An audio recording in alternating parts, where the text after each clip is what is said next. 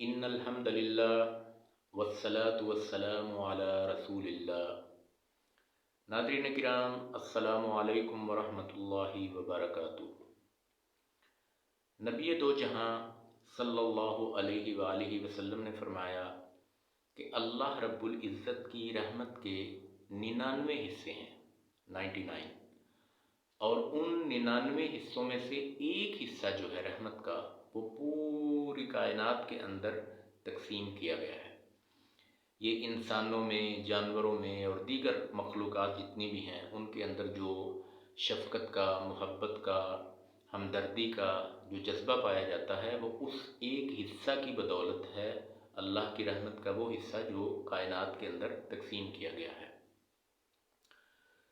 تو نبی کریم صلی اللہ علیہ وآلہ وسلم نے اپنی اس بات کی مزید وضاحت اس طرح فرمائی، ایک گھوڑی کی مثال دی۔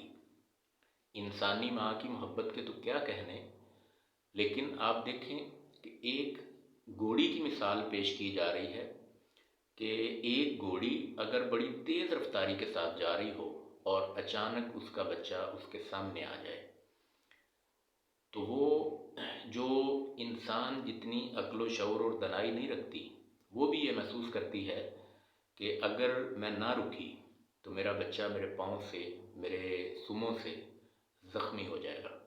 تو وہ فوراً کیا کرتی ہے کہ گھٹنوں کے بل وہ زمین پر لیٹ کر پھسلنا شروع کر دیتی ہے کہ میرا بچہ میرے سموں سے اور میرے پاؤں سے زخمی نہ ہو۔ تو یہ ایک جانور کی یہاں مثال پیش کی گئی۔ تو پھر ماں کی مثال، ماں کی محبت کی مثال، وہ تو آپ بخوبی واقف ہیں۔ تو اللہ رب العزت کی محبت جو 99 گنا اس سے زیادہ ہے، اس کا میں اور آپ اندازہ ہی نہیں کر سکتے، اس کا ہم جو ہے احاطہ ہی نہیں کر سکتے۔ اور پھر اللہ رب العزت نے اپنے عرش پر یہ لکھ رکھا ہے کہ ان رحمتی سبقت علی غضبی، کہ میری رحمت میرے غضب پر غالب ہے۔ اللہ تعالیٰ کی رحمت سے کبھی بھی مایوس نہیں ہونا چاہیے، اور ہمیں تو اندازہ ہی نہیں کہ ہمارا خالق، ہمارا مالک ہم پر کتنا مہربان ہے، کتنا شفیق ہے، اور وہ ہمارا کتنا ہمدرد ہے۔ سنن ترمذی میں ایک حدیث ہے اور حدیث قدسی ہے۔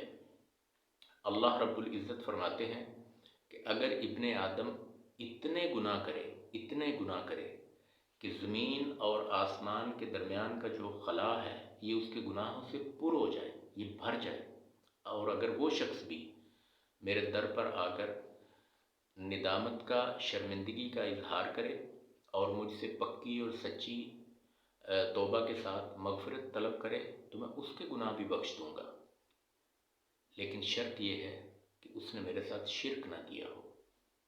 تو ناظرین کرام، اللہ کی رحمت سے مایوس نہ ہوں۔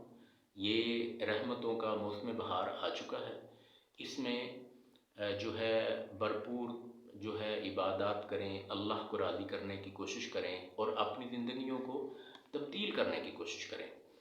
اور جو کچھ بڑے اہم کام ہیں اس مہینے میں کرنے والے، ان پر خاص توجہ دیں۔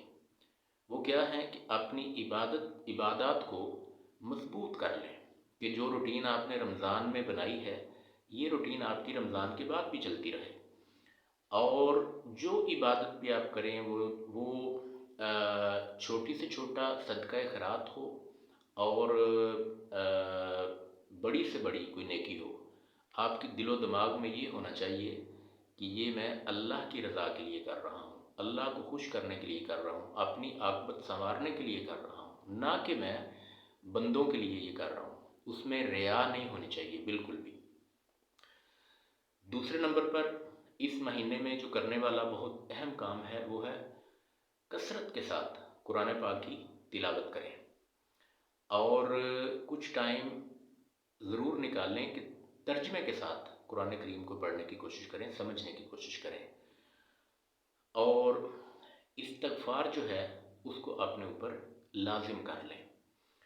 اور پھر اس مہینے میں بہت زیادہ دعائیں کرنی چاہیے۔ اس میں قبولیت کی جو گھڑیاں ہیں وہ بہت زیادہ ہیں، اور خاص طور پر جب افطاری کا وقت ہوتا ہے تو وہ دعا کی قبولیت کا بہت سنہری ٹائم ہوتا ہے۔ اس وقت انسان جو بھی اللہ سے مانگتا ہے اللہ رب العزت اس کو عطا فرماتے ہیں، اور ان چیزوں کا آپ اہتمام کریں۔